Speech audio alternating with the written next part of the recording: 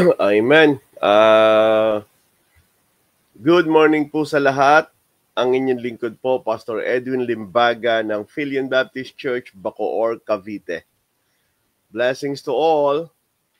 At sa lahat po ng members ng Philian Baptist Church, ay ako'y nagpapasalamat sa Diyos sa mga nangyayari. Ang sabi nga ng Bible, "In everything give thanks, for this is the will of God concerning you." At maganda rin po ang laging paalaala sa atin ng Bible that all things work together for good to them that love God, to them who are called according to His purpose. May mga bagay na minsan ay mahirap unawain, mahirap din pong ipaliwanag, at higit sa lahat, mahirap po siyang damahin dahil maglalagay po siya ng hindi magandang damdamin sa atin. Pero kapag tiningnan po natin ang liwanag ng salita ng Diyos, kapag tiningnan po natin ang mensahe ng salita ng Diyos sa ating mga anak niya, ay maglalagay naman ito sa atin ng pananampalataya at pagtitiwala. Marahil may mga sitwasyon na mahirap po siyang unawain. Bakit? Masakit marahil kapag tiningnan po natin, kapag tayo po yung nag-interpret ng sitwasyon, ang ating pong interpretation ay negative. Kapag tayo po yung tumingin, ang nakikita po natin ay problema. At kapag tayo po mga kapatid ang dumama, ang mararamdaman po natin ay inis. Pero kapag tayo naman po ay tumingin sa salita ng Diyos, tumingin sa Biblia, at nakita naman po natin na maliwanag yung mensahe ng Diyos, maliwanag ang salita ng Diyos, ito naman ay naglalagay sa atin ng kapayapaan. Naglalagay sa atin ng pagtitiwala. Ang sabi nga ni Joseph, nung nakaharap niya na ang kanyang mga kapatid, nung siya po ay naitalaga na bilang ikalawa kay Pharaoh, so ito na yung oras niya para maghiganti sa kanyang mga kapatid sa ginawang hindi maganda sa kanya. At ito na rin yung pagkakataong para maipamukha niya na mali yung ginawa sa kanya ng kanyang mga kapatid. Pero dahil yung mga pangyayari na ginawa sa kanya ay nagdala sa kanya sa mas magandang katatayuan, at nakita po niya na yung purpose pala ng Diyos is for a greater good, na hindi lang para sa kanyang personal, kundi para sa buong Israel. Dahil nagkaroon po ng tagutom at tagtuyot ng mga oras na yon. At ito na yung pagkakataong para ma-preserve po niya yung buong Israel. More especially the 12 tribes. Kasi yung 12 kapatid po niya yung pinagmulan ng mga tribes. At ang tanging nawika po mga kapatid ni Joseph, "You mean it evil, but God mean it for good." Yung po marahil ang pinakamagandang bagay na ibinibigay na mensahe ng salita ng Diyos sa lahat po ng mga taga-Philian Baptist Church, sa lahat po ng mga members. Kapag tayo po ay nang hawakan sa salita ng Diyos, ay lalagyan tayo nito ng kapayapaan. Pero salamat po sa Diyos. God is sending a very clear message that all things work together for good to them that love God. Okay? But anyway, pagbati para sa inyong lahat, Happy Lord's Day. Good morning kay Preacher Ed Marcamo. Good morning kay Brother Alan. Ano po? Yung pangalang yan ay si Ruben Dolente Jr. Good morning sa lahat po. pakisabi ay start na po tayo online. At instead na ako po pag nag-o-online, I prefer a doctrinal teaching rather than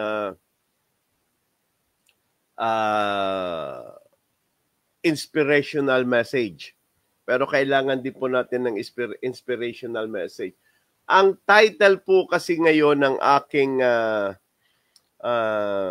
message is the New Testament. The New Testament. At ang pinaka law na isasatisfy po natin ngayon sa law of logic ay the law of continuity. O bakit po para sa akin mahalaga po ang New Testament? Dahil ito po mga kapatid ay magbibigay po sa atin kapag nagkaroon po tayo ng pangunawa, nagkaroon po tayo ng malinaw na aral, turo at doktrina ng bagong tipan, ay magiging mas malinaw po sa atin yung tinatawag na law of continuity. Ang mga Old Testament papuntang New Testament. Ano po ba yung pinagkaiba ng Old at ano ho ba yung pinagkaiba ng New? Kasi marami pong mga nagtuturo, nag-aaral, at nagsasalita po sa social media na kapag pinapakinggan po natin o pinapakahit po ako kapag nakikinig, kapag kayo po ay hindi grounded and rooted in the Word of God, ay madali ho kayong madala sa kanilang paliwanag na yun yung tama. At yun po yung nakakatakot. Actually, they have violated one of the law of logic, biblical Bible logic, other known as the law of continuity. Not to mention that they also committed violated a law of non-contradiction. Pero ganun pa man, I feel obliged to explain and create a firm foundation of doctrinal standpoint para sa ganon makita po natin yung continuity ng old sa new. Lahat, ano ho ba yung paano hong nangyari na ang Old Testament,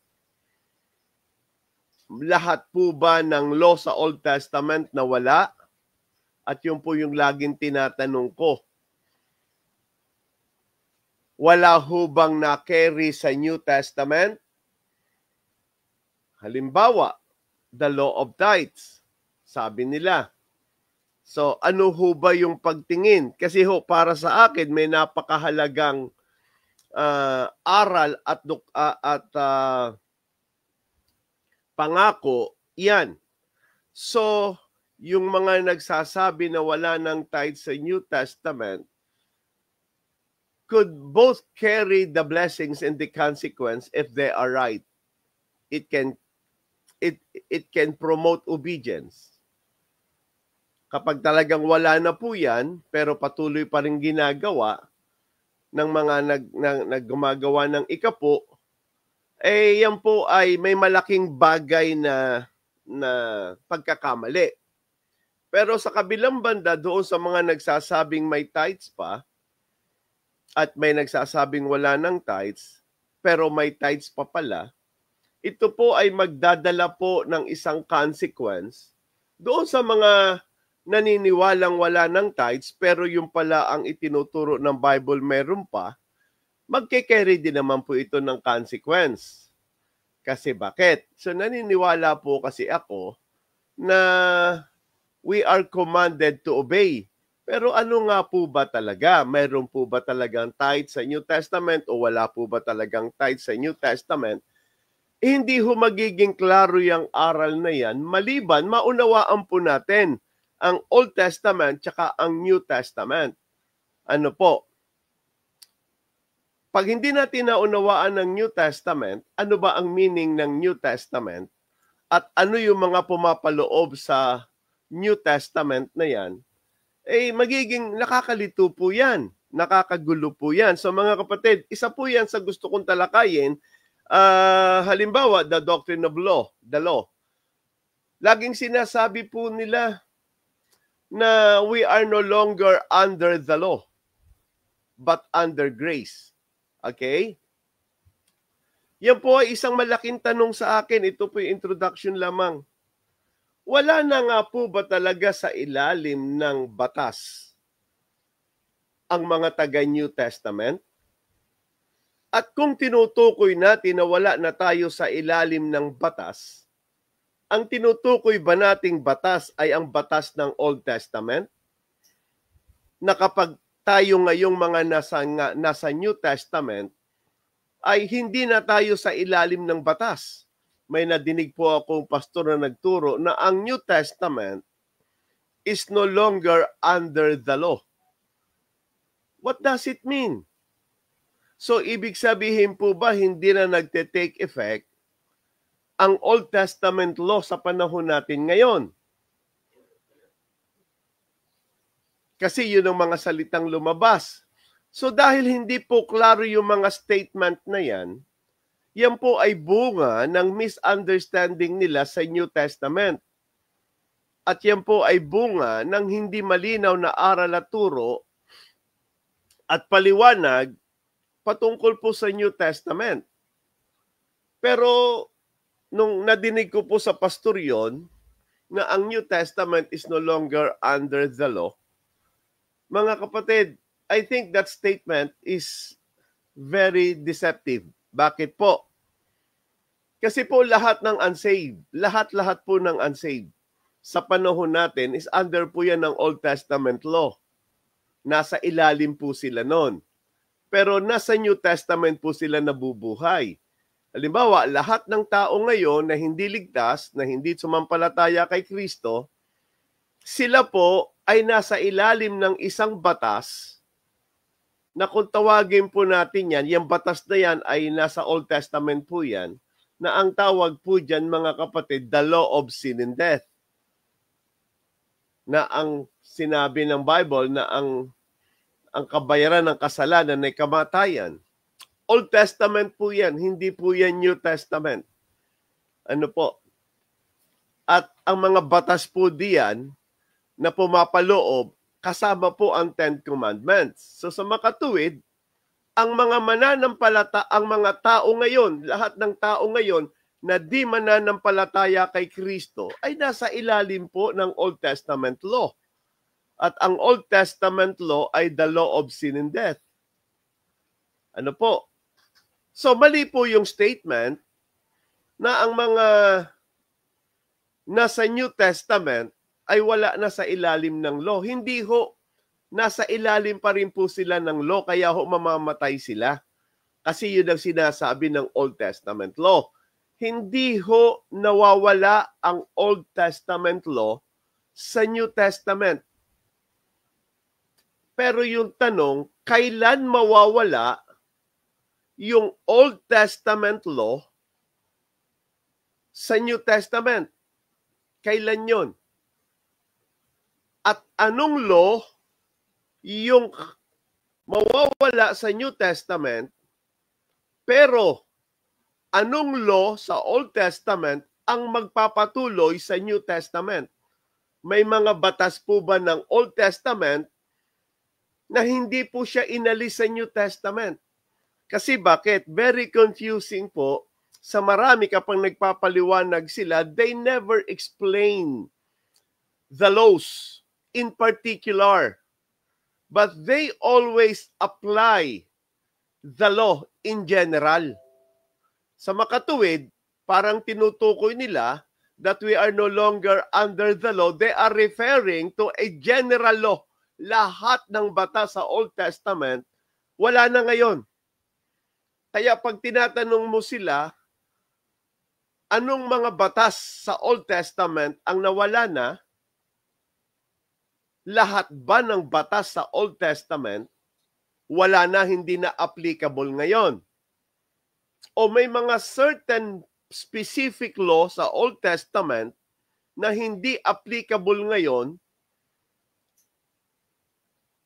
at sa mga particular people lang sa New Testament, at may mga batas sa Old Testament na hindi talaga sila inalis.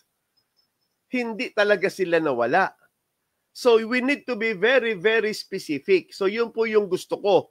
Kaya yung purpose po nito, kung bakit ganito yung atin, dahil I am putting a foundational study of the Old Testament and the New Testament. And I'd like to focus on the New Testament in order for us to have a foundation before we can say whether itong batas na to wala na, pero itong batas na ito ay kasama pa. Okay? At marami po akong liliwanagin. So part po ito ng foundation. Pero ganun pa man, I'd like to say thank you. Good morning sa lahat ng Philian Baptist Church. Good morning sa lahat ng mga makikinig. Dalangin ko na itong message na ito ay maging foundation, maging starting point bago natin i-discuss ang napakaraming aral at turo na sa halip na magbigay ito ng kaliwanagan at malalim na pangunawa, nagliligaw lamang dahil sa maling pangunawa. Ano po? Okay, manalangin muna tayo bago ako mag-start. Let us pray. Panginoon, maraming salamat po. Dalangin ko na patuloy kang mangusap. Salamat po sa lahat ng mga Philian Baptist Church na kasama ko ngayon. The message that all things work together for good to them that love God will be etched and founded in our heart. That nothing happened by accident. And you say, Lord, in your Bible, in your word, that in everything give thanks, for this is the will of God concerning you. So I pray, Lord, na patuloy kang mangusap at magpala. Bagamat para sa akin, it is a big blessing and opportunity, Panginoon, to be once again be back in the online. This may be another way of making these things possible. I come back for a more specific reasons. So thank you, Jesus. I-bless mo lahat ng makikinig ngayon. In Jesus' name. Amen. Well, salamat po ng marami. Simulan po natin ang ating study, the New Testament. Now, what does it mean? Now, listen to this. Kung babalikan po natin, mga kapatid, in the book of Jeremiah, chapter 31, verse 1. Now, this is good. Jeremiah, kung may nakikinig po sa akin at meron po kayong verse, malaking tulong po na mailabas natin yung verse ng Jeremiah chapter 31, verse 1. Okay? At 31. Jeremiah chapter 31, verse 31. Mahalaga po na nakikita natin sa screen. Kung maiko-comment nyo po yung verse, mailalabas ko po yan sa screen para nakikita at nababasa. Pero kung wala po, it is okay. Mahalaga po na yung Jeremiah 31, verse 31.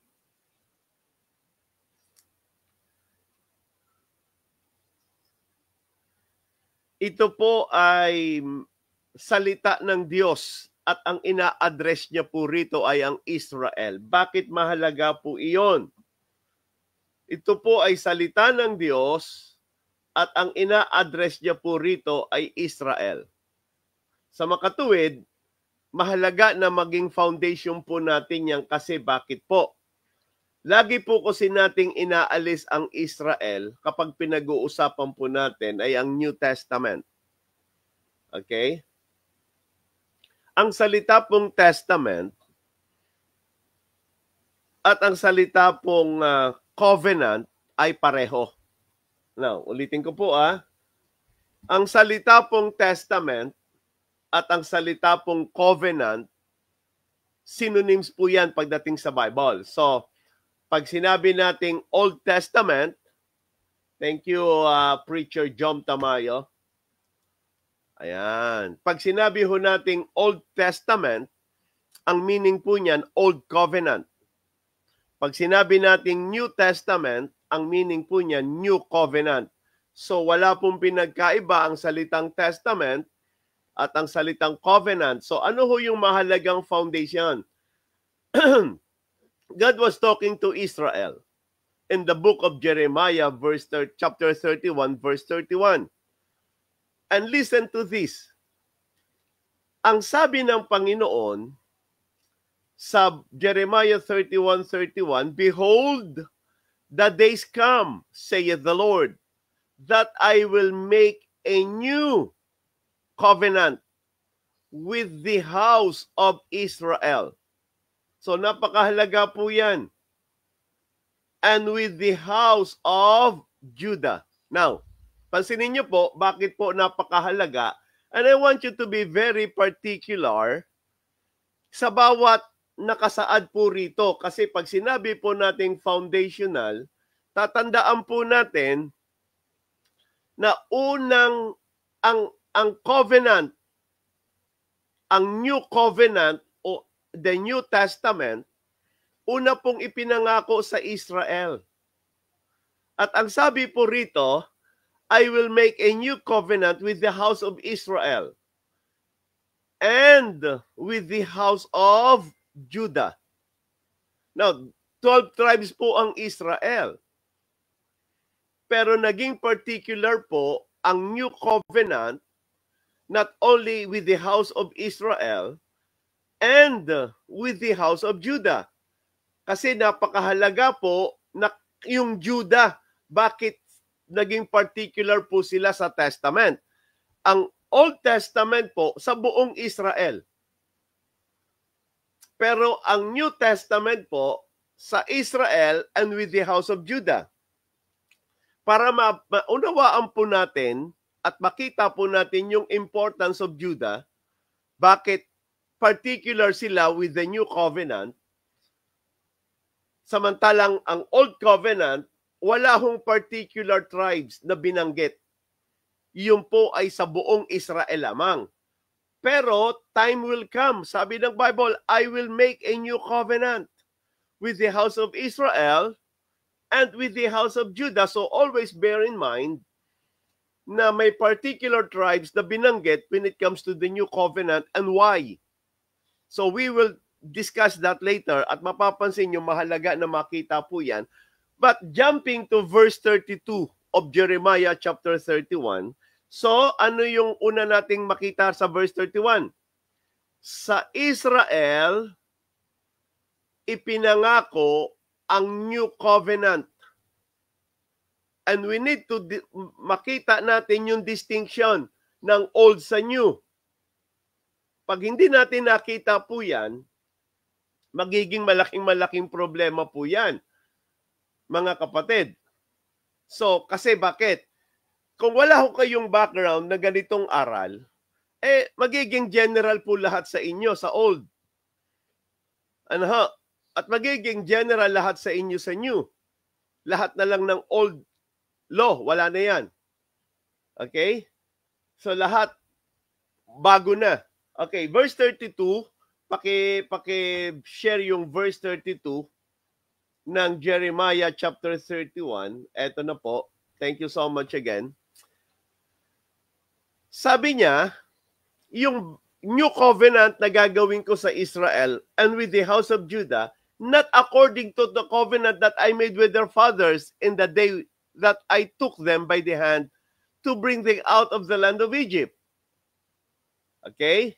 Which my covenant they break, although I was an husband unto them, saith the Lord. Okay, may pagkakaiba po yung new covenant sa old.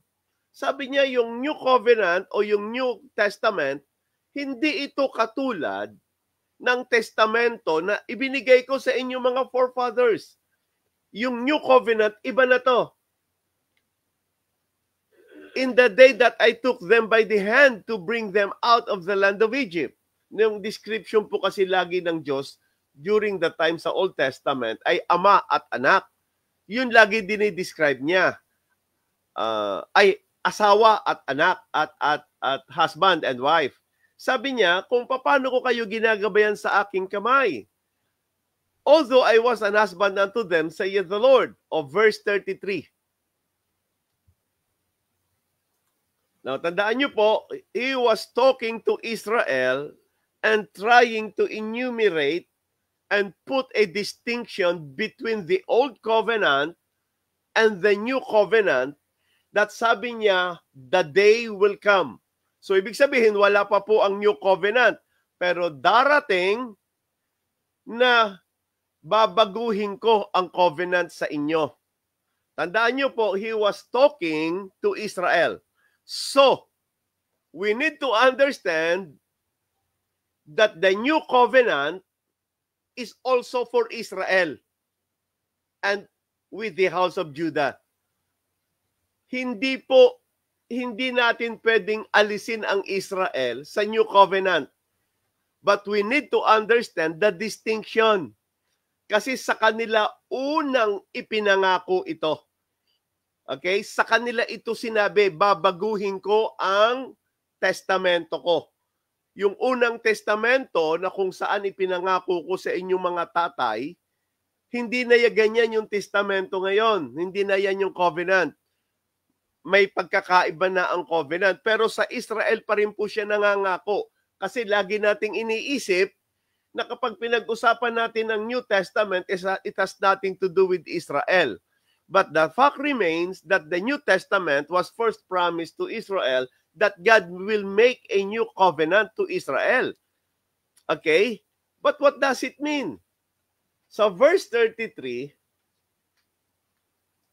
of Jeremiah, this is good. Para makikita po natin ito mamaya. Mapapakita natin. Jeremiah 31:33, but this shall be the covenant. Now, yung verse 31, nangako siya, they will come, babaguhin ko ang covenant sa Israel with the house of Judah. Okay? Sa 32, hindi ito katulad ng unang covenant ko o testament na ginawa ko sa inyo na ibinigay ko sa inyong mga ama. Iba na yung covenant na to. Anong covenant yun sa verse 33? But this shall be the covenant that I will make with the house of Israel. After those days, saith the Lord, I will put my law in their inward parts. Now, tandaan nyo po, ano ho yung batas na yan? Sa Old Testament, yung batas, ibinigay in a tablet.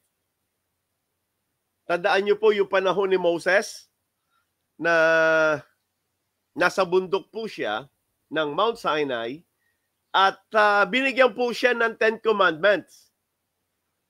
Ganun po ibinigay sa kanila yung 10 Commandments. At yung 10 Commandments na yon, yun po ay nasa ilalim ng batas ng Diyos.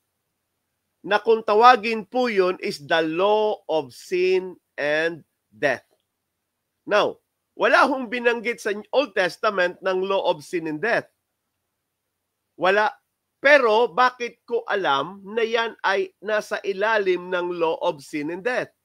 Natatandaan niyo po mga kapatid, sa panahon ni Adan, na sinabihan sila ng Diyos na huwag kang kakain ng bunga ng puno ng kaalaman ng masama't mabuti at siguradong mamamatay ka.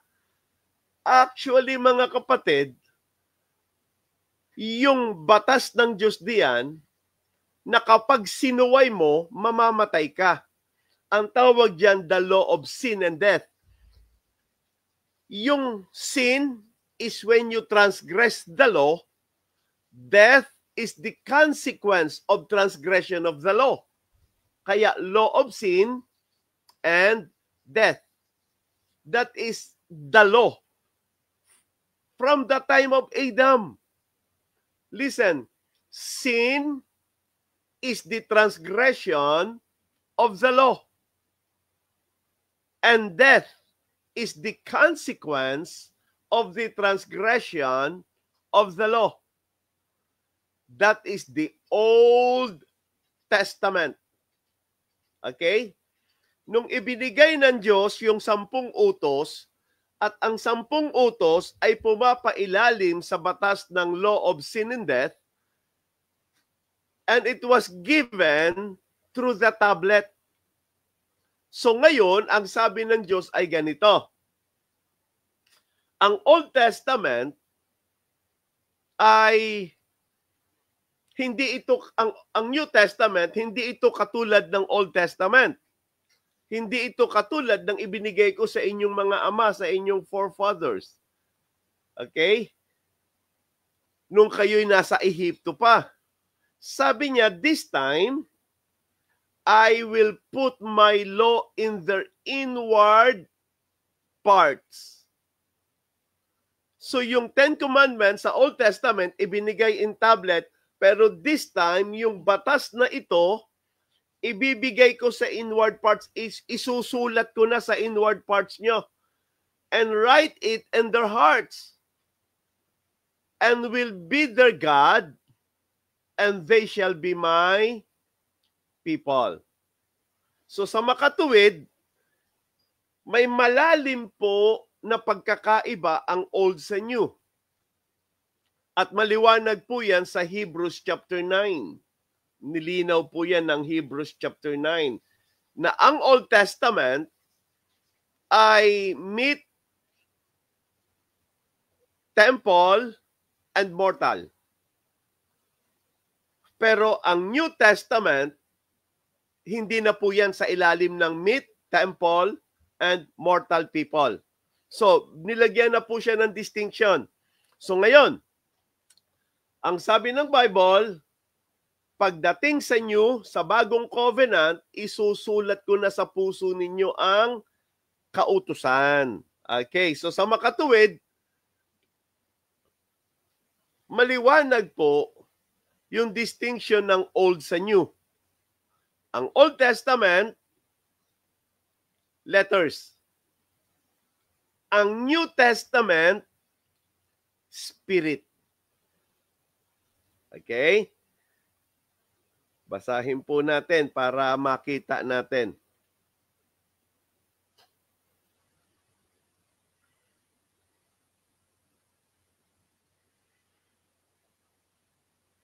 Hahanapin ko.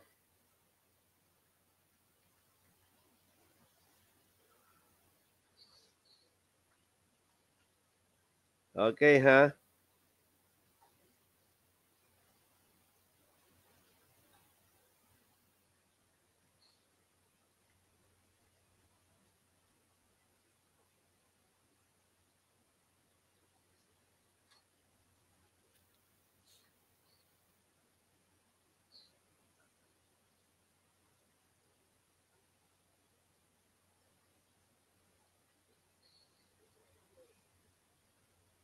Okay, so I'm looking.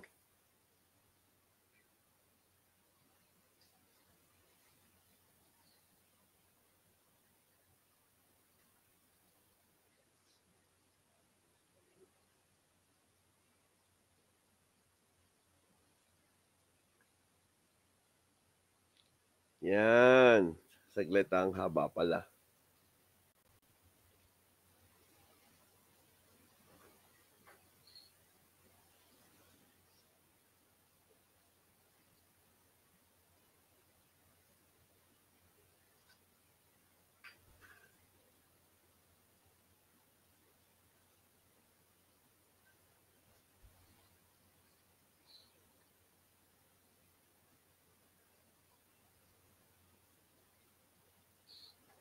Okay, mamaya ha. Saglit ha. Hindi ko lang makita.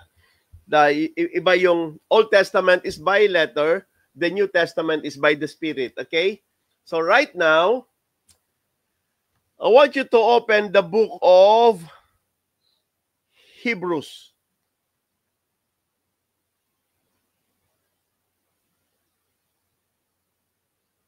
Hebrews chapter 8,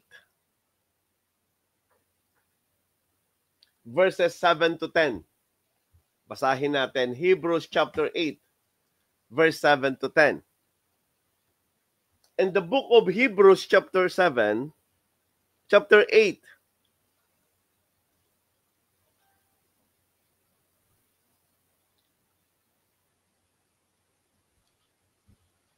para makita natin. In the book of Hebrews chapter 8, verse 6. Okay, let me thank you, Brother Jom. Mukhang si Jom ay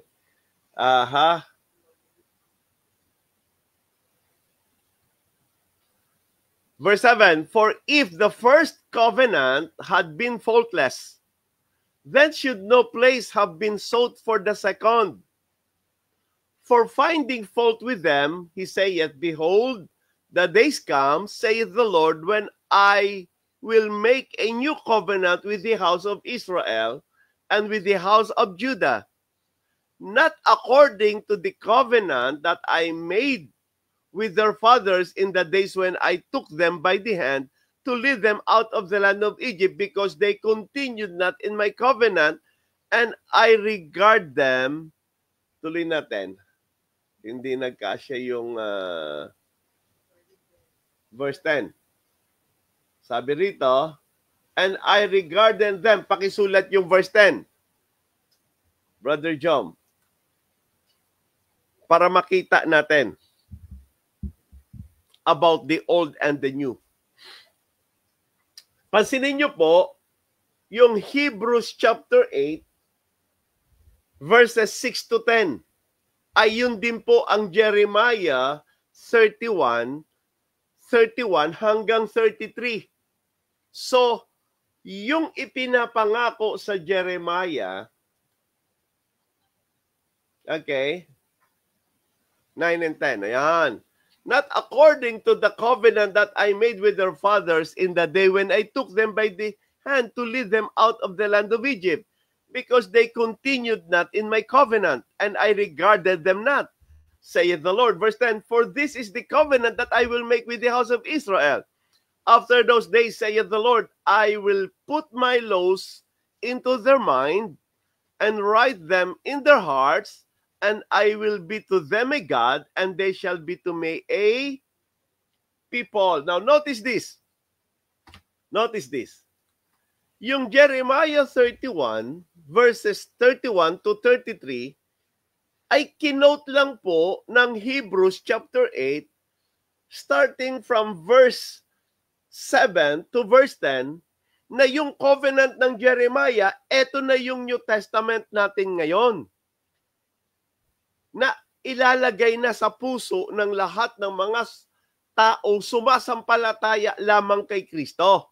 Now, tandaan nyo po, para makita po natin, bigyan ko po ng distinction ang old sa new, para makita natin. Nawala po ba ang old sa panahon ng New Testament? Nawala po ba sa lahat ng tao ang Old Testament? Or, kung hindi ito nawala, kailan ito mawawala? Kailan ito matatapos? Kailan maaalis ang isang individual sa ilalim ng Old Covenant? Kasi yung assumption po ng lahat, ito, assumption ng lahat ng pastor to. Dahil nabubuhay tayo sa New Testament, nabubuhay when you say, this is an era or era of the New Testament. Meaning, wala na po ba ang Old Covenant ngayon? Lahat po ba ng tao na nabubuhay sa era of New Testament, patay na po ang Panginoong Jesucristo, sila po bang lahat ay wala na sa ilalim ng Old Testament? Kasi ang assumption po ng lahat, this is the New Testament era, hindi na to Old Testament era.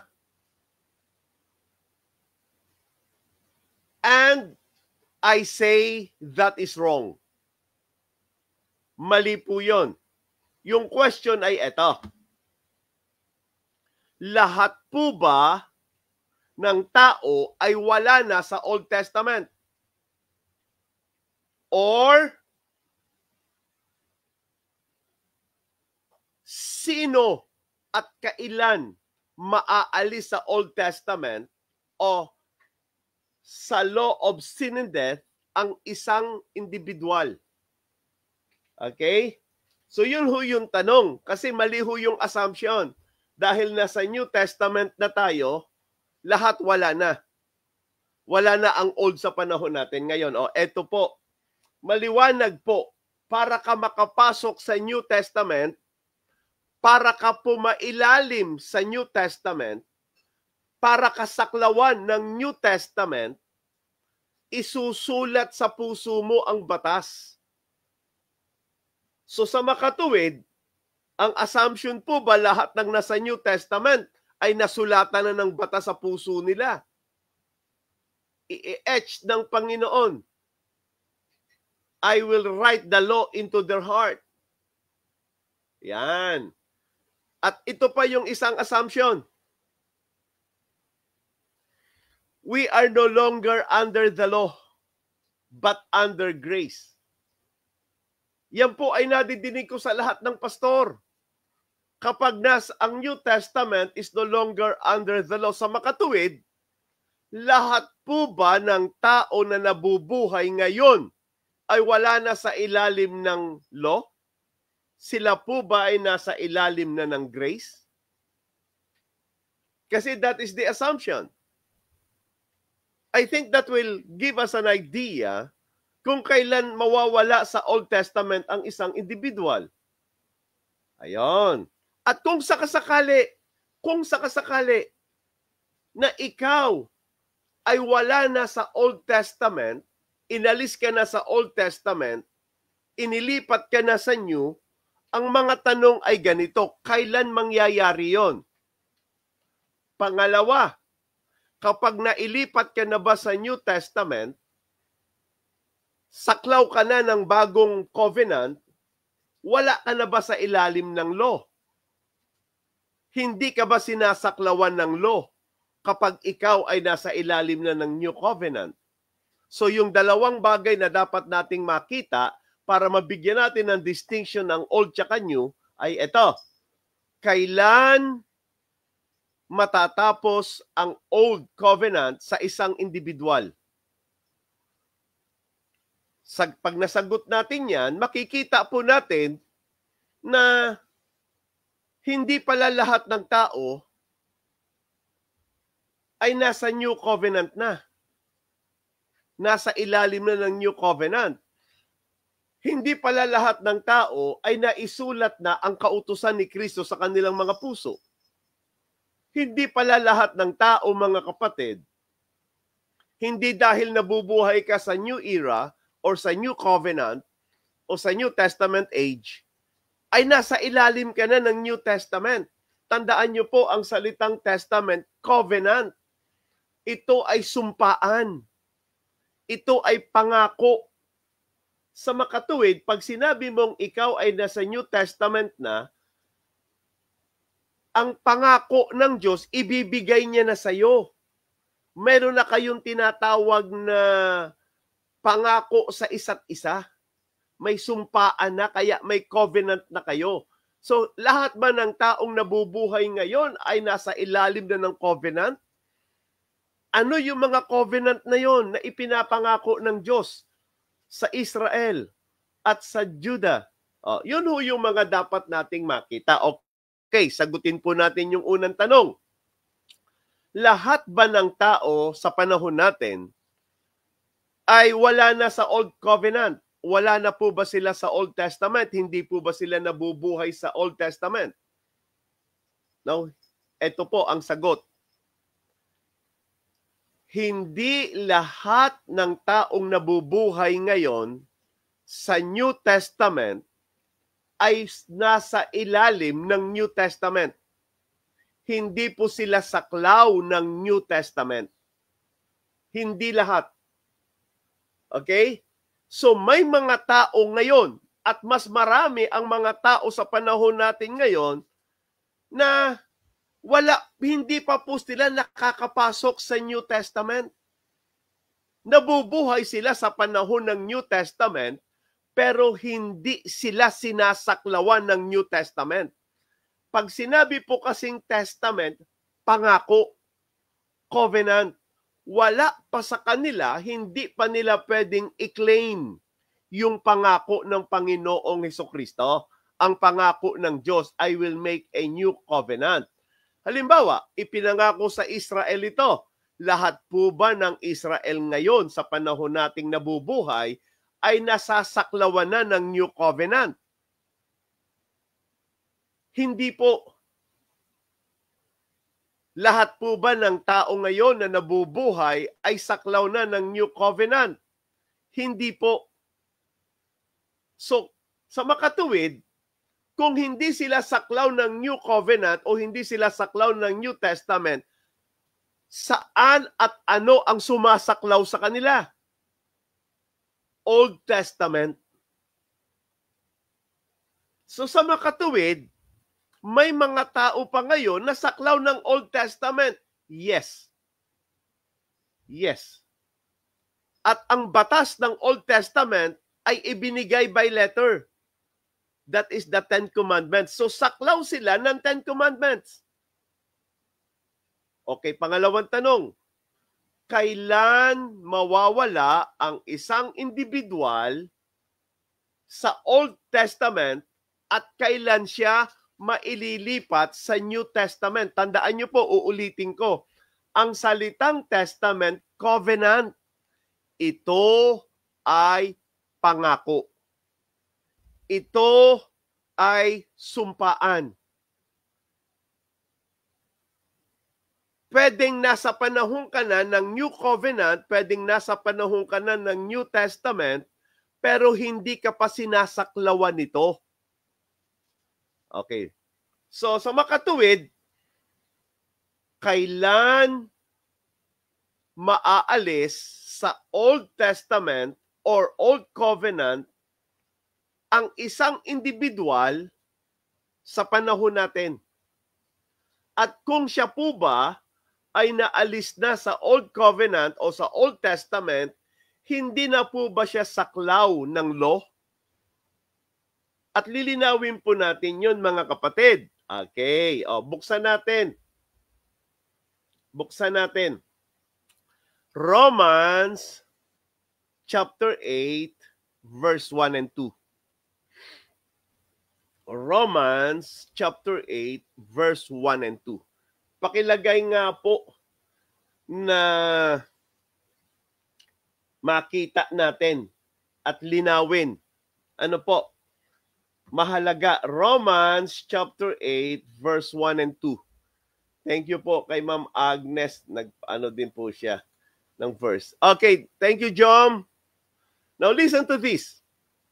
So sa makatuwid, itong panahon natin, may mga tao pa na nasa ilalim ng Old Covenant o Old Testament, pero may mga tao na rin po na nasa ilalim na po ng New Testament. At kung tanong, paano ka maaalis sa Old Testament? Paano ka papasok sa New Testament? At kung nasa New Testament ka na, wala ka na ba sa ilalim ng law? Yun ho yung mga tanong kasi maraming pastors, hindi ho nila mabigyan ng distinction. Akala nila when you speak of the law, lahat ng law sa old wala na. Hindi po ganun yon. Akala nila lahat ng Old Testament is already invalid. Hindi po. Ang pinagkaiba na po ng Old sa New, ang Old by letter, ang New by Spirit. Ang Old, ibinigay yan through tablets. Ang New, ibinigay po yan, isinulat sa puso. So, ginawa ng Diyos na tablet yung puso natin. So, lahat ng nasa ilalim ng New, nasa puso na nila yung law.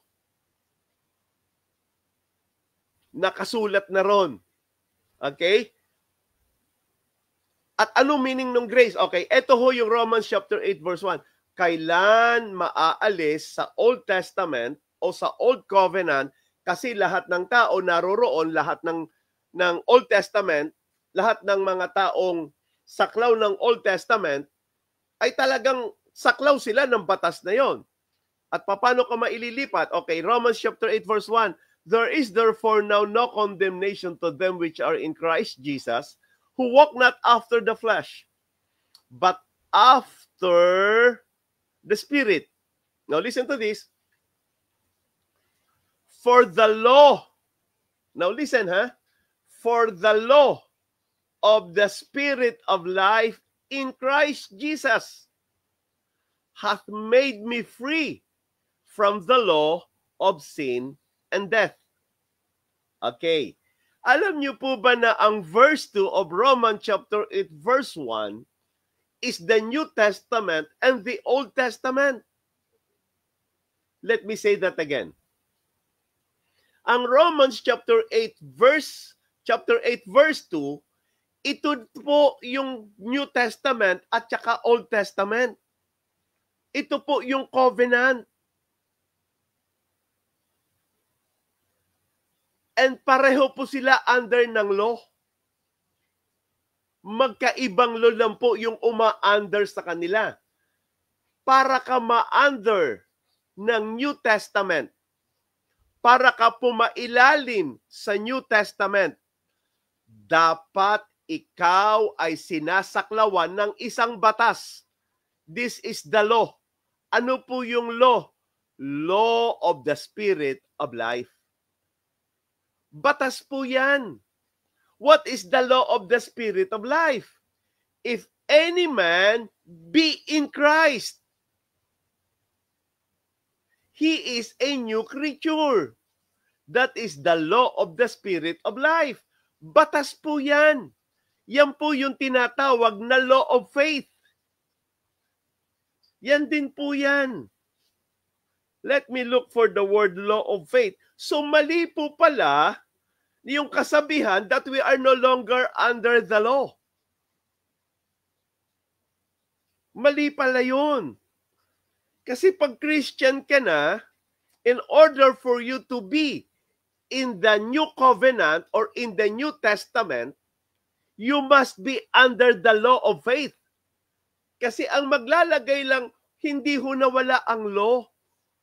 Whether you are in the new or whether you are in the old, hindi ho nawala ang law. Nagbago lang ang law. Pero hindi nawala. Okay? Verse 27, thank you.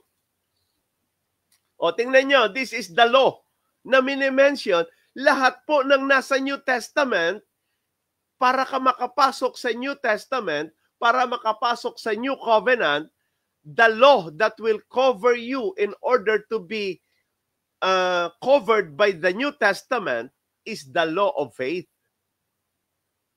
Romans chapter 3 verse 27. Where is boasting then? It is excluded. By what law? Now, bakit binanggit yung where is boasting then? Sa Old Testament, by obedience to the law of the letter, you can boast. Kasi bakit? Kasi ikaw yung gumagawa nun. It's your work. Kaya yung starting ng Romans chapter 3, where is boasting? Then, it is excluded. Inaalis ito. Yung pagyayabang, inaalis ng anong batas? What law? Of works? Why? Because the Old Testament is a law of works. The New Testament is the law of faith. Now, nakikita niyo po yung pagkakaiba ng batas? Ulitin ko. Kasi yung statement that we are no longer under the law, nung tinanong ko yung tao na nagsabi niyan, namumulaklak po yun. Sabi ko, sir, you mentioned that we are no longer under the law. Are you referring that once you are a Christian, you are no longer under the law? Sabi niya, yes. Can you please be specific on what kind of law that a Christian is not under? Or are you referring to all laws of the Old Testament? Hindi niya ho ako masagot. Pero ginagamit niya kapag Christian ka na, you are no longer under the law. Wrong! You cannot be in the New Testament. You cannot be covered by the New Covenant. You cannot be under the grace not until you are be under the law of faith. Batas po yan eh.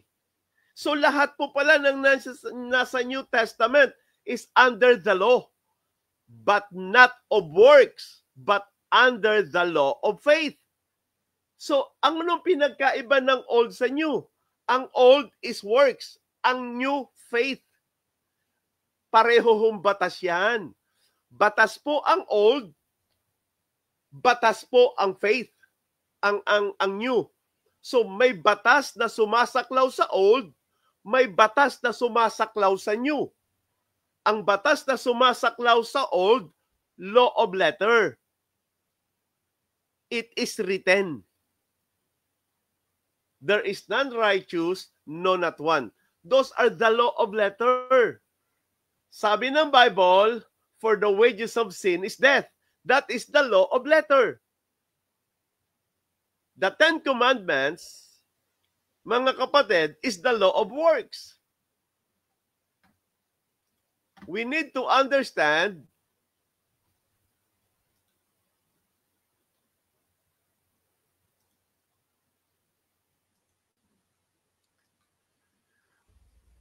dahil mali ho yung statement that we are no longer under the law. Yung pastor po na nagsasabi ng ganyan, hindi po talaga nila naiintindihan. You have to be very, very specific. O balikan natin, tinan natin ang Romans chapter 8.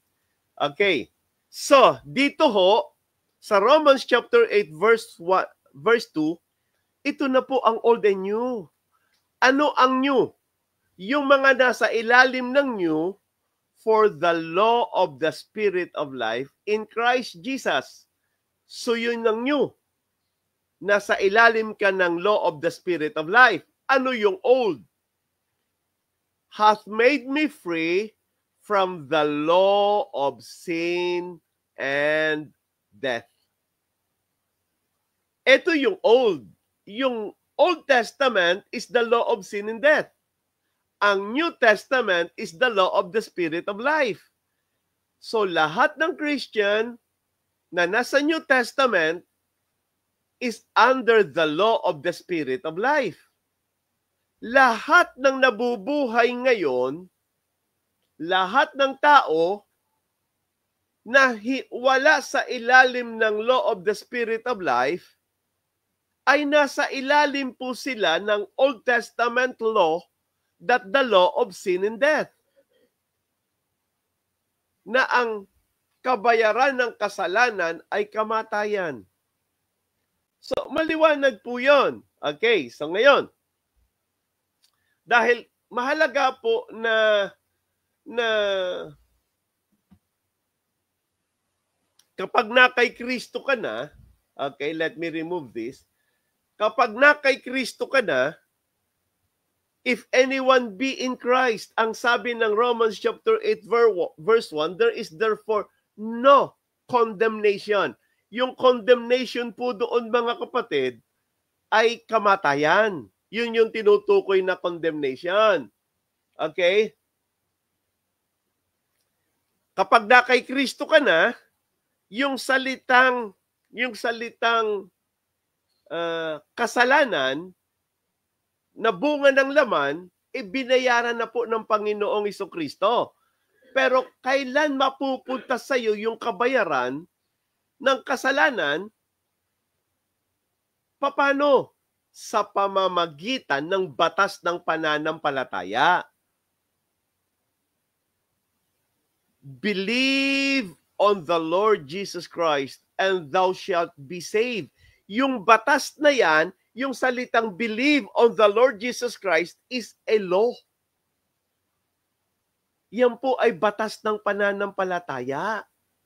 So hindi po yan, Pastor, hindi ba yung faith grace? Law po ang faith, hindi po siya grace. Ulitin ko ha, kasi dito ho nagkakaroon ng konting problem. Galatians chapter 3. Basahin muna natin, ha? Verse 23.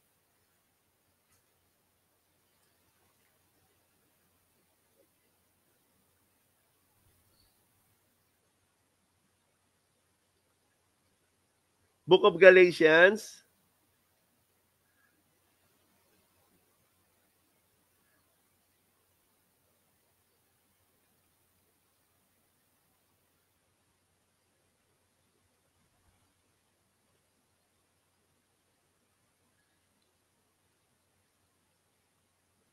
Ito po yung law of sin and death. Para makita natin. 3:13. Galatians chapter 3 verse 13. I'm sorry. Pero babalikan ko yan 3:23. Galatians 3:13, bago natin basahin yung Galatians 3:23. Nawala yung aking video. I'm sorry. Saglit lang po mga kapatid at ire-restore natin yung ating video. Nawawala po ako saglit dahil nawawala ang ating video. Okay?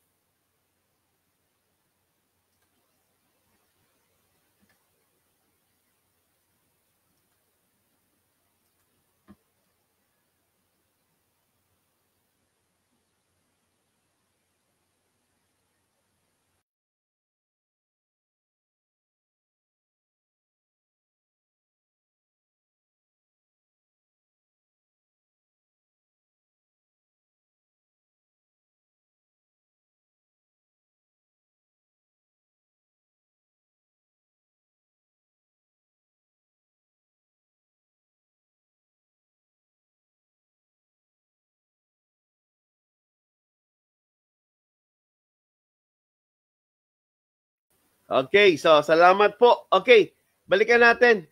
3:13, Galatians 3:13. Tindihan niyo po ito po yung sinasabi kasi ng maraming mga pastors na mismo yung talata hindi nila naiintindihan. Galatians chapter 3 verse 13 is very specific when it comes to the kind of law. Sabi rito, Christ has redeemed us from the curse of the law. At yung curse po doon, hindi po yan curse of Malakay.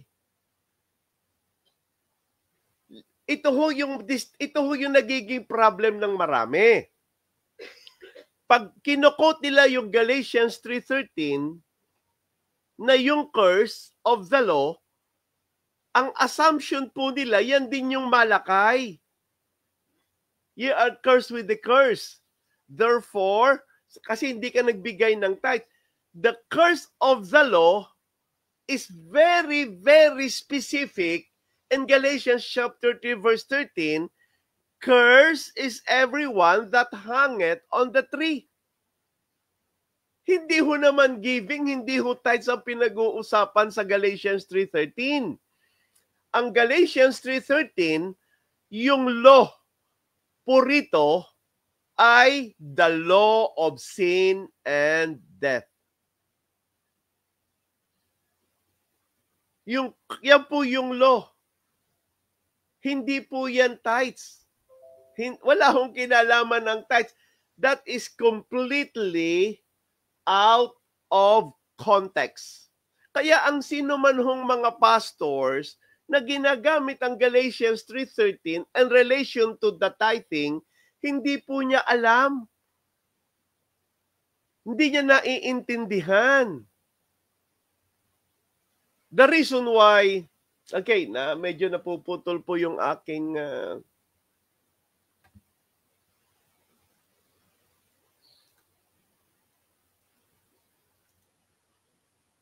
okay, nawawala ang aking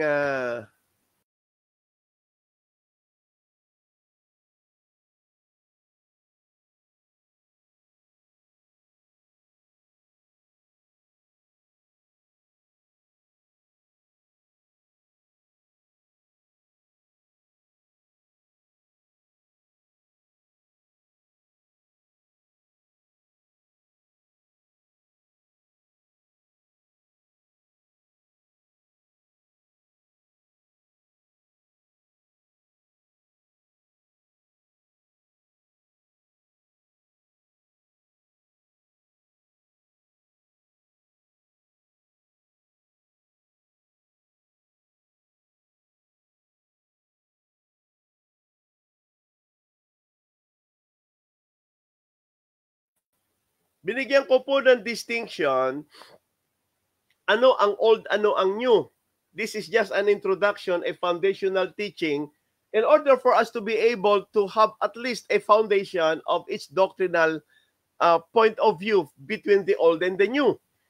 Bagamat ito po ay napakalawak na aral, pero mahalaga na magkaroon tayo ng foundation. Okay. In the book of Galatians 3:23, but before faith came. Now listen to this. Faith is a law. Ang tawag diyan, the law of faith. Litin ko. Hindi pa po grace ang faith. Maliwanag po ang Romans 3:27. The law of faith. So kung law, can it be something? Maliwanag po kasi ang law of faith na ang sino mang sumampalataya kay Kristo hindi na mapapahamak. Yung salitang pong yan, batas po yan, na kapag sumampalataya ka, hindi ka na mapapahamak. Kaya well stipulated and commanded as a law. Kaya sabi rito, the law of the Spirit of life. Na kapag ikaw ay tinatahanan ni Kristo, hindi ka na mapapahamak. He hath the Son, hath life. And he hath not the Son, hath not life. Yun po yung batas na kumocover sa law of faith. But as many as receive him, to them gave he power to become sons of God. Yan po ay nasa ilalim ng law of faith. If anyone be in Christ is a new creature, all things are passed away, behold, all things are become new. Yan po ay nasa ilalim ng law of faith. And those law, once you believe on the Lord Jesus Christ, once you accepted the Lord Jesus Christ into your heart as your Lord and personal Savior, you can claim what is promised under the law of faith. And what the Bible says in the book of Romans chapter 8 verse 2, that the law of the Spirit of life has removed us from the law of sin and death. And they are both law. Batas po sila. Asan yung grace? Nasaan yung grace? Ang grace po, yung nakapako sa krus. Ang grace po, mga kapatid, yung namatay sa krus. Jesus himself is the grace of God. For God so loved the world that he gave his only begotten Son, that is grace. That whosoever believeth on him should not perish but have everlasting life. Hey, listen, your believing in God is not grace. God giving his own Son is grace. Faith is a law. Kaya lagi sinasabi doon, but as many as receive him, batas po yun. Ang tawag po diyan, the law of faith. But before faith came, we were kept under the law, shut up unto the faith, which should afterwards be revealed. Pero yung law na tinutukoy dito is the law of sin and death. Okay, babalikan natin ngayon ang Romans chapter 8 verse 2. Para maintindihan po talaga natin.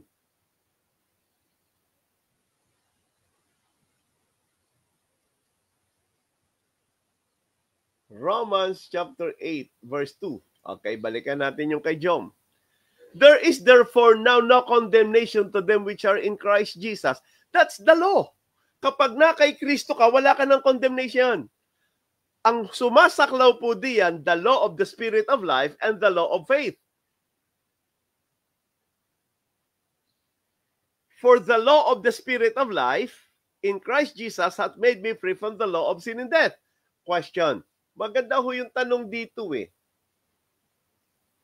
ni Maranya, Jacob Maranya. Sabi niya, siguro saklawan ko lang ito, yung law of works po ba, pastor, sakop yung Gentiles or for Jews lang siya? 1 Corinthians 9:21, to them which that are without law, as without law, being not without law to God, but under the law to Christ, that I might gain them that are without law. Now, maganda yung verse dito eh. But under the law to Christ. Kasi lahat po na kay Kristo, nasa ilalim po ng batas ni Kristo. Ngayon, ang question niya, saklaw po ba rito ang Gentiles? Yes. Kaya po lahat, Gentiles or not Gentiles, basta't kayo po ay wala kay Kristo, nasa ilalim po kayo ng Old Covenant.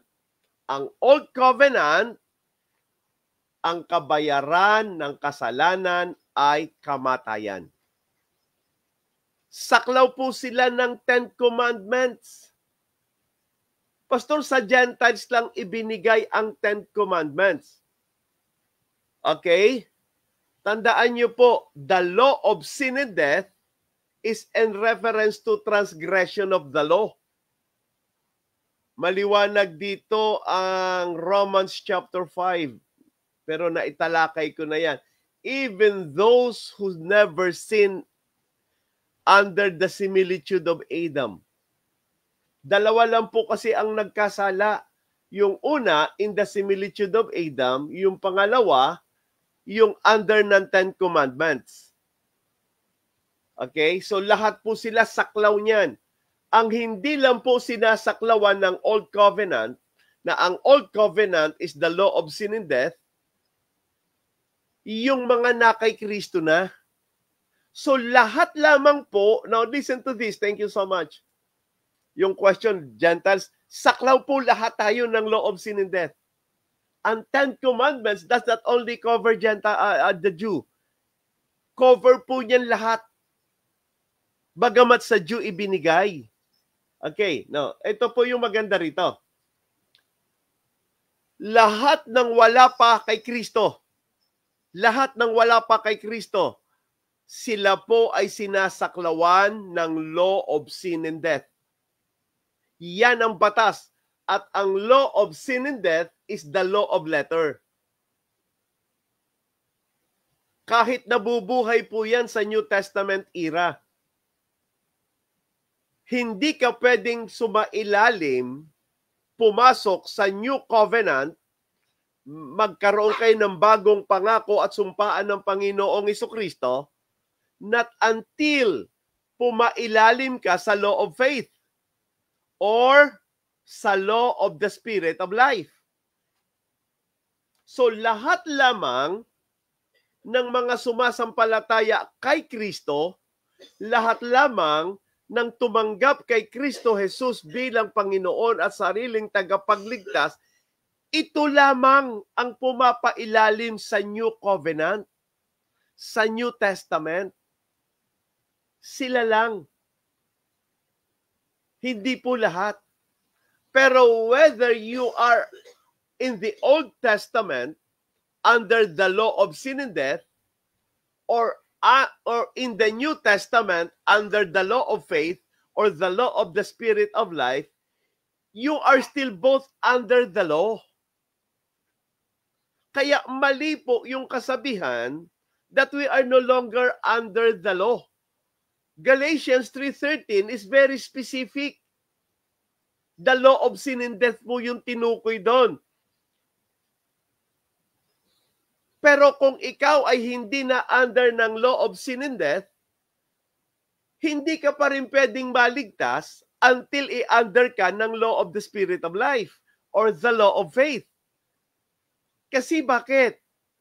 Kasi hindi ka pwedeng alisin sa law of sin and death until pumailalim ka sa law of faith.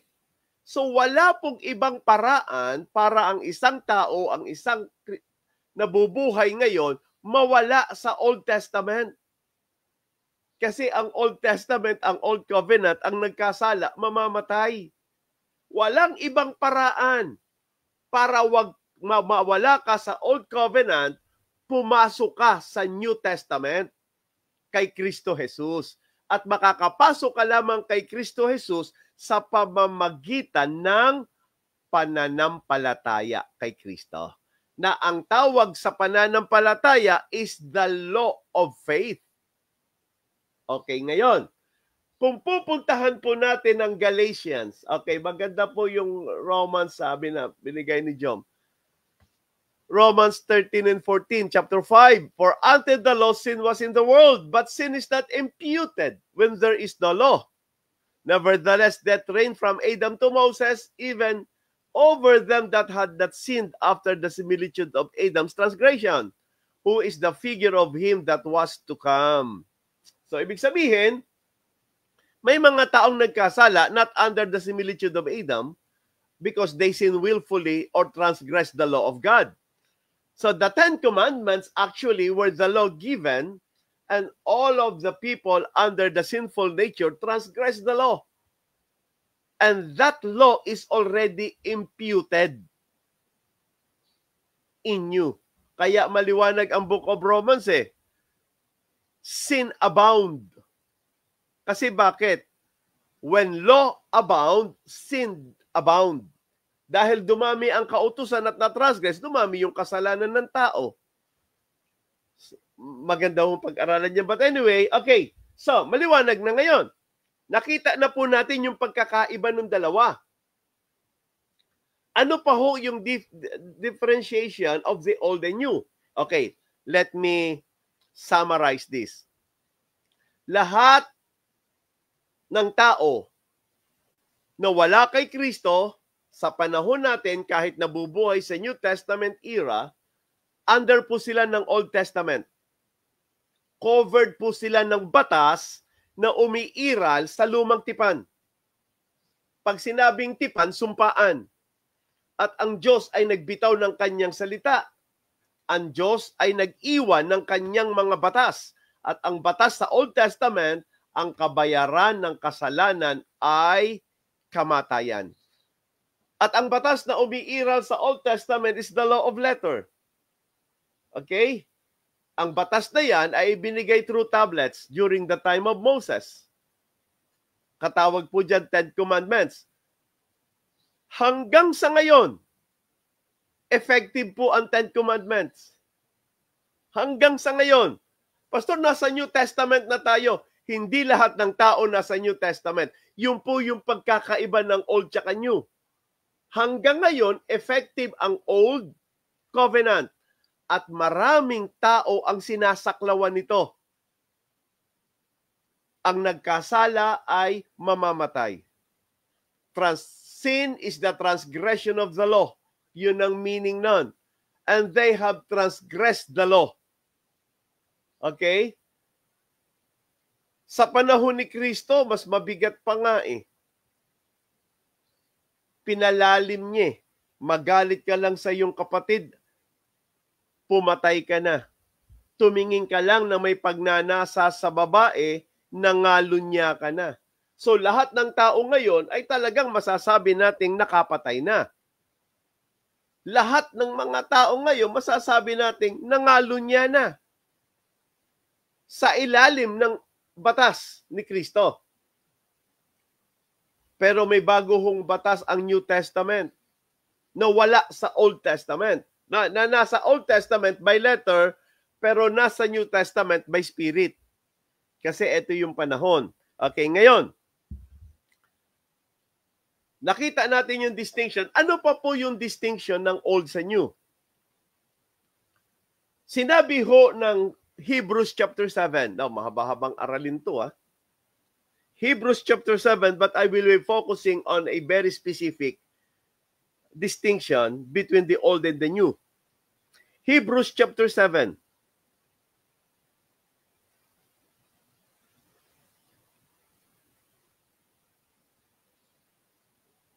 Book of Hebrews chapter 7.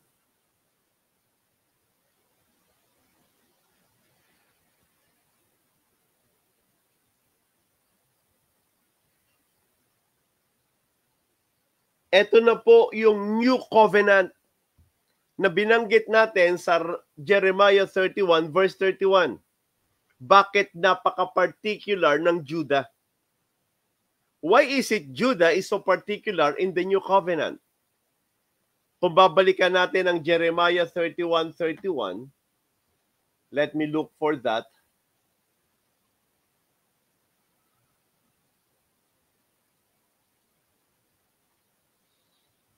Thank you. Okay, sabi ng Jeremiah 31:31, Behold, the days come, saith the Lord, that I will make a new covenant with the house of Israel and with the house of Judah. Tandaan niyo po, the old covenant is only for Israel.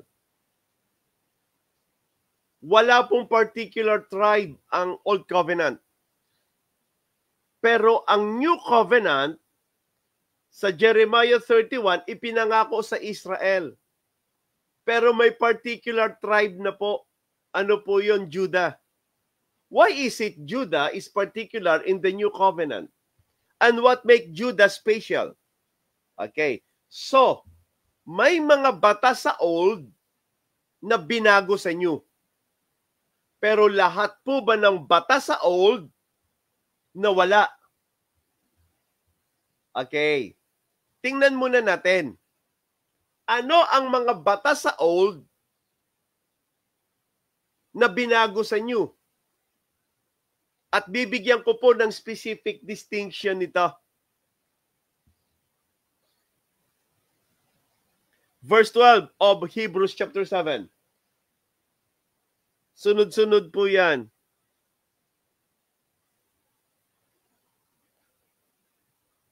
Hanggang 16.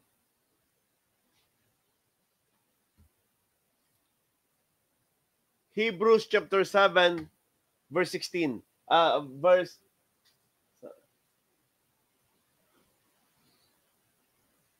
12 to 16. Okay? Paki-post nga yan, Sir Jom. Hebrews chapter 7, verse 12 to 16. Isa-isahin natin, pero pwede nyo nang ilagay para mabasa ko siya. Okay. Number 1, yung batas po ng priesthood, na bago po yan sa old at sa new. Gusto kong makita nyo po. Tingnan nyo ha. For the priesthood being changed, there is made of necessity a change also of the law. Now listen to this. Hindi po lahat, yung binanggit po ng Hebrews chapter 7 verse 12, hindi po lahat ng law nagbago.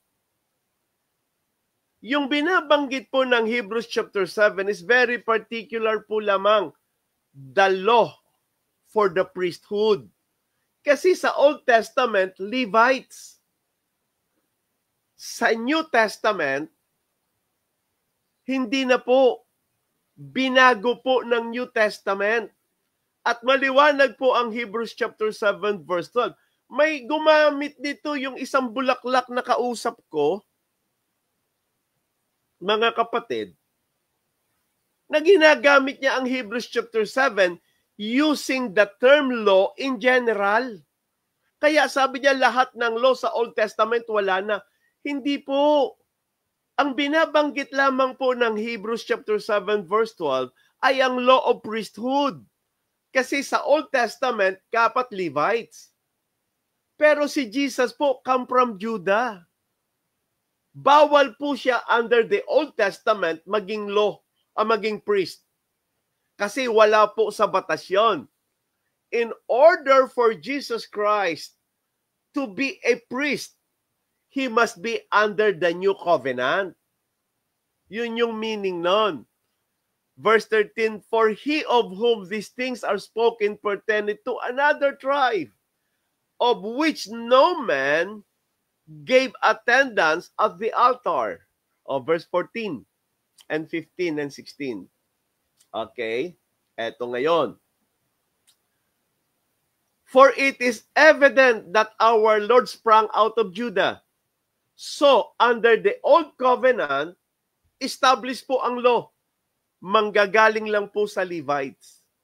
Pero dahil ang sinabi ng Jeremiah 31:31, magbibigay ako ng bagong covenant. Sa bagong covenant, mga kapatid, hindi na po applicable yung old law ng priesthood sa New Covenant. Sa New Covenant, sabi niya, binago na yung batas ng priesthood under the New Covenant. And it is yet far more evident for that after the similitude of Melchizedek, there ariseth another priest who made that after the law of a carnal commandment. Yung salitang law of carnal commandment, Old Covenant po yan. But after the power of an endless life. So si Kristo po is under po yan ng law of the Spirit of life. Yan yung power of an endless life. So yun po yung New Covenant. So yung binabago sa Hebrews chapter 7 na batas, hindi po yan lahat ng batas. The law of priesthood only. Tanong, binago po ba ni Kristo yung process? Now listen to this. Binago po ba ni Kristo yung process? Yung batas ng pagiging pasok sa office ng isang priest. Okay. Under the Levitical law of a priest. Listen to this. Mahalaga po yan kasi bakit? Kung binago ni Kristo lahat, dapat pwede niyang baguhin pati yung mga process. Halimbawa, under the Levitical priest, they will enter into their priesthood ministry. If you are a Levite, you will be baptized, you will have a cleansing at the age of 30 before you can become a priest. Yun ho yung batas.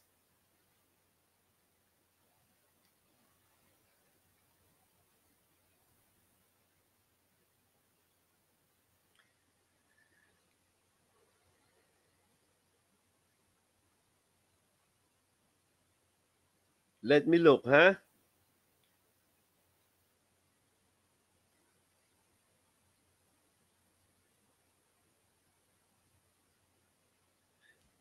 Ang batas po ng Levites in order to enter into the priesthood ministry at the age of 30, nasa ilalim po ng batas yan ng Levites.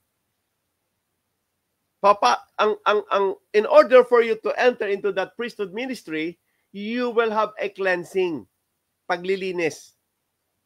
That is the baptism of the priesthood of the priest. Si Kristo ho nung pumasok sa kanyang priesthood ministry at the age of 30, he was baptized by John the Baptist. John the Baptist was born to prepare the way of the Lord. Ano yung piniprepare niya? The very reason why John the Baptist was born to prepare the way of the Lord, because he will baptize the Lord Jesus Christ before Jesus can enter into a high priest position. But Jesus never changed the Levitical process. 30. Yung pa rin po, ang binago lang po from the tribe of Levi to the tribe of Judah. Binago din po yung order. Sa Old Testament, in the order of Aaron. Sa New Testament, in the order of Melchizedek. Kasi bakit? Kasi sa Old Testament, in the order of Aaron, only Levites. Sabi ni Jesus sa sabi ng Diyos sa Jeremiah 31:31, I will make a new covenant. And this covenant, mga kapatid, binanggit sa Hebrews chapter 8, ang priesthood babaguhin. It's no longer under the order of Aaron. It's now under the order of Melchizedek. 14 and 16. Okay, verse 17 of Hebrews chapter 7.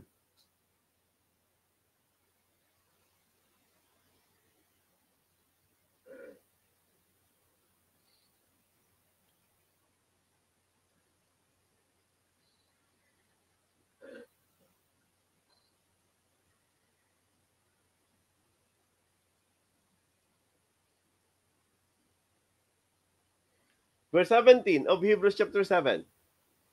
So hindi na po to ang Old Testament in the order of Aaron. In the New Testament, in the order of Melchizedek. Kaya hindi po siya saklaw ng Old Law.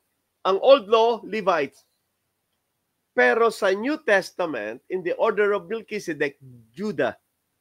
Naging high priest si Jesus, not under the Old Covenant, but under the New Covenant. Now, ito po ngayon.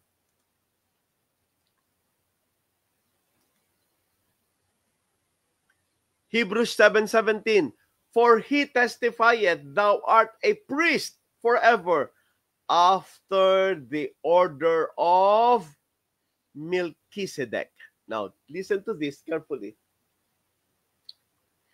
Lahat po ng nasa ilalim ng old, lahat, ang high priest po nila, under po sila ni Aaron. Under pa po sila, mga kapatid, ng Hebrews chapter 10, verse 11. Under po sila ng Old Testament law.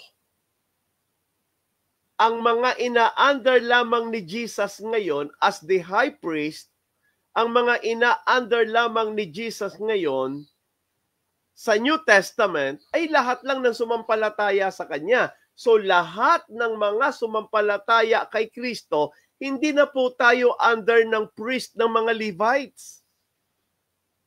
Under na po tayo ng priesthood ni Jesus. Tanong, wala na bang Levites ngayon? Naririyam pa rin sila. Pero gumaganap sila sa Old Testament law. Kaya hanggang ngayon, andun pa rin yung Ten Commandments. Sinabi nga ni Kristo ang mga sumusunod sa kautusan, tumutukoy sa Old Testament, mamamatay sa kautusan. Ano yung sinasabi ng kautusan? Ang kabayaran ng kasalanan, kamatayan. Pero tayong mga sumampalataya kay Kristo, hindi na tayo under ng Old Testament. Kaya nga ang sinabi ng Hebrews chapter 11 verse 11 ay ganito. Paki-post nga po.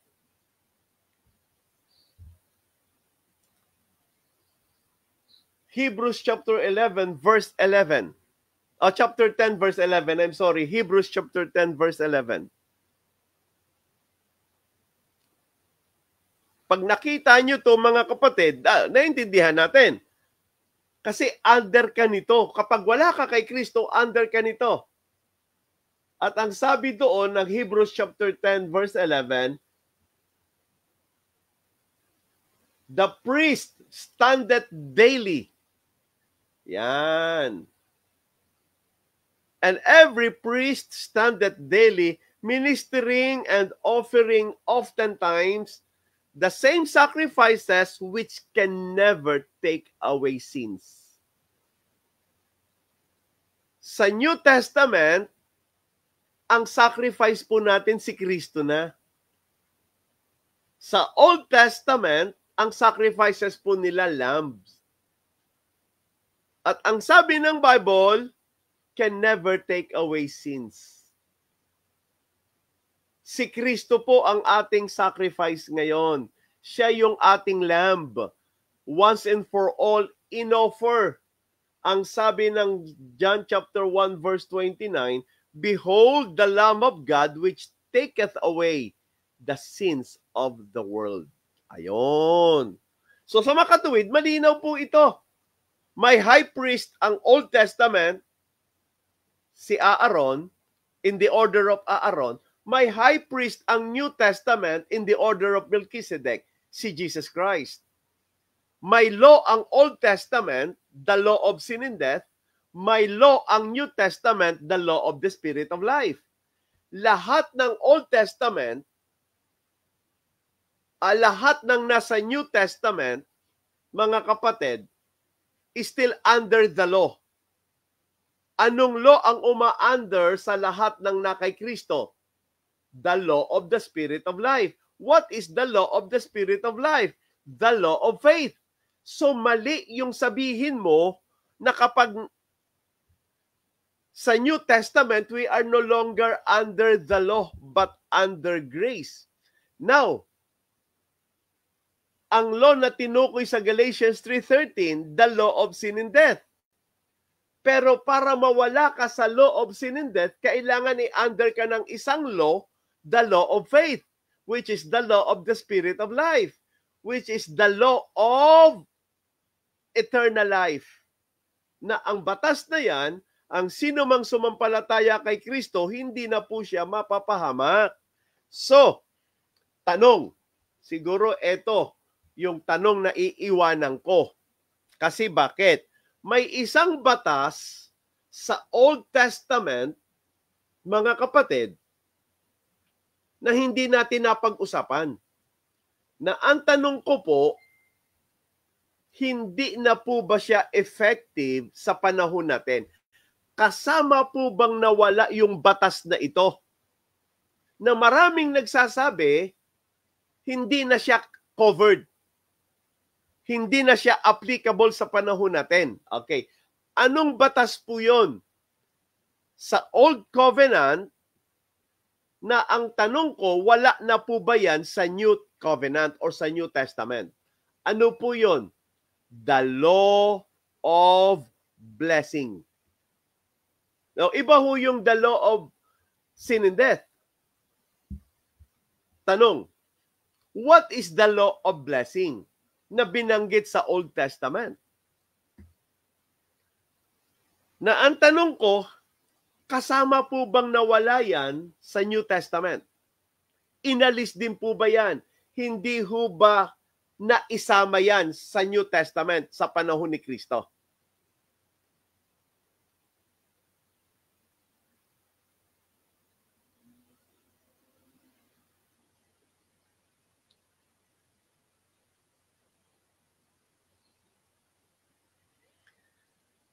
Let me look, ha?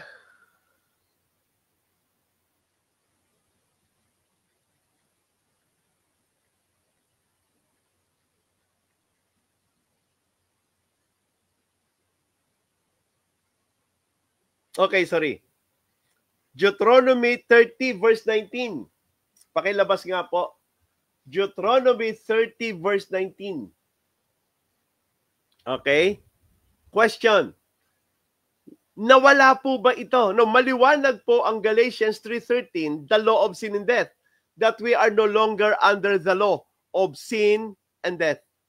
But we are still now, you are in Christ Jesus, you are now under the law of faith. Because the law of the Spirit of life remove us from the law of sin and death. So wag niyo hong gamitin ang Galatians 3:13 to apply the law of blessing. Iba po kasi ang law of blessing. Sa Old Testament, may law of blessings na po. And the law of blessings is under the law of obedience.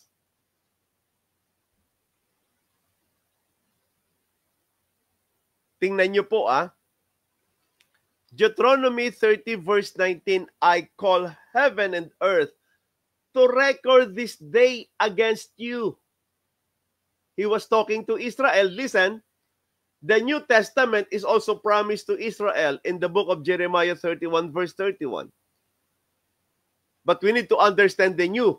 In order, is the whole Israel now covered of the New Testament? No. Only those who will believe the Lord will be under the new covenant. And those who will reject the Lord still under the new covenant, the old covenant or the Old Testament. But in the Old Testament, there is what you call a blessing, the law of blessing. Kasama ho bang nawala ito? Hindi ho ba kinary over ito? Hindi ho ba ina-apply ito ng new covenant? Tingnan niyo po, Deuteronomy 30:19. I call heaven and earth to record this day against you that I have set before you life and death, blessing and cursing. Therefore choose life, that both thou and thy seed may live. Now, tandaan niyo po, yung death dito, hindi po tumutukoy sa ibang death, except physical death. Kaya every time, you need to be very specific. Every time Israel disobey God, nagpapadala po ang Diyos ng curse. At yung curse na yan is that napapahamak sila. Every time they disobey God. Yun po yung tinatawag na curse. So ang question, wala na po ba sa panahon at sa ilalim ng New Covenant ang law of blessing? So sa makatuwid, lahat ng law sa Old Testament nawala. Or, ang binago po ay the law of sin and death. May nagtanong sa akin Pastor, bakit po curse? Tandaan niyo po, it does not refers to tithes. Deuteronomy 30 verse 19 does not refers to tithes. But tithes is one of the commandments in the Old Testament. So disobedience to the tithe can both give the curse and the blessing. You obey or you disobey, you can receive either the blessings or the cursing. Isa lang po yung tithes doon. Kasi part siya ng command. So ang tithes po sa Old Testament ay nasa ilalim ng blessing and cursing law. So hindi po yan sa ilalim ng sin of death, law of sin and death. Nasa ilalim po yan ng blessing and cursing. Pero ang tumutukoy po sa Deuteronomy 30:19, hindi lang po tithes. Every time they disobey God, it's a curse. And every time they obey God, it's a blessing. That is the law of blessing and cursing. May nagtanong sa akin, bakit curse ang ginamit sa Old Testament? And that is a good question. Now listen to this. Ang tawag po kasi sa Old Testament, particularly Israel, is God's people. Yan po yung difference ng Old sa New. Sa Old, God's people. Okay? Kaya curse ang ginagamit. Listen to this. Sa New, God's children. So hindi ho ginamit ang curse na salita. Every time we disobey God, hindi ho ginamit ang curse. Sa New Testament, kapag kayo ay nasa ilalim ng Panginoong Jesucristo, hindi po applicable ang curse. Kasi sa New Testament, ang ginamit po God's children. Now listen, hindi ho sinabing adult. We remain a children of God. Child of God. Anak ng Diyos. Ang ginamit pong salita sa law of blessings ay chastisement. Hindi na po curse. Chastisement na po. Sa New Covenant, chastisement. Sa Old Covenant, curse. Sa Old Covenant, my people. Sa New Testament, my children. Sa Old Covenant, sa Old Testament, curse, my people. Sa New Testament or New Covenant, chastisement, my children. Kaya pumasok na po Kaya pansinin niyo po, sa Old Testament, angels lang ang tinawag sons of God. Never the term sons of God were applied to the people of God. But in the New Testament, in John 1:12, but as many as receive him, to them give the power to become sons of God. And since you have given the power to become sons of God, God cannot curse his children. So therefore, he used the term chastisement. Because nasa New Covenant ka na. Pero question, hindi ba ina-apply ang law of blessings sa New Covenant o sa New Testament? Tithes is under the law of blessings in the Old Testament. And if they disobey tithes, ang chastisement po nila, dahil hindi naman sila children, hindi ginamit ang chastisement. Ang ginamit po, curse. Pero pansinin niyo po, mayroong isang chapter dedicated only for the curse. Pansinin niyo po, lahat ng isinulat doon equal sa chastisement natin. So yung definition ng curse ng Old Testament as defined in that particular, I think, Numbers, pansinin niyo po, equal yung process sa chastisement na mayroon tayo. But hindi ginamit yung term na curse, ginamit ang term yung chastisement. Okay, so ngayon, yan po yung isang magandang tanong. Ngayon, pag-aaralan po natin. Sana, kasi yan noong ko pa gustong talakayin po iyan, na maintindihan. Kasi bakit? Paano mo sasabi na wala nang tithes ngayon? Kasi we are no longer under the law. That is out of context. Yung bulaklak na kausap ko, Mario yata pangalan, out of context daw nagtuturo ng tithes, pero ginamit niya ang Galatians 3:13, which is out of context. Na yung curse under the law is not the curse of blessing and cursing, but the curse of law of sin and death. Na wala siyang alam. So, nakakalungkot dahil itong mga taong ito, sila yung matatapang at maiingay na namumulaklak naman. Na hindi naman nila naintindihan yung mga talatang ginagamit nila. So, ganun pa man, tatalakayin po natin yan, mga kapatid. Okay, so ngayon, maliwanag. Iba ang old law of sin and death, ang new law of the spirit of life. But whether the old or the new, they are both under the law. Pero magkaibang law ang uma-under sa kanila. Sa Old Testament, you are under the law of sin and death.